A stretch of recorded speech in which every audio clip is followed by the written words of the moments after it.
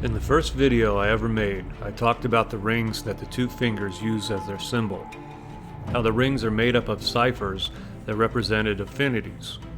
How they can be identified by the affinity whetstones. And after doing so, noticing that the balance of the two rings seemed broken. In the outer ring, it appears that the cipher for red hot, or fire, has been removed. And had it not been, and the black affinity not been removed from the inner ring, there would be a perfect symmetry of balance. After publishing the video, I was playing Elden Ring and entered the giant conquering hero's grave. There I noticed these flags on the walls. They are all over the grave, and so are these almost too lifelike statues of trolls.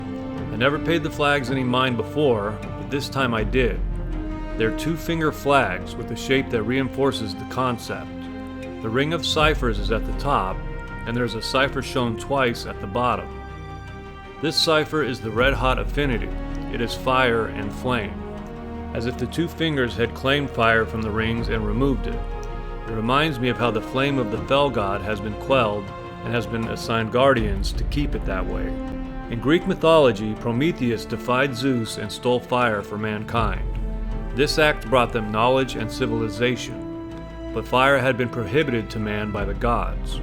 As punishment, Prometheus was chained up at the edge of the world. Every day an eagle would come and tear open his flesh and eat his liver.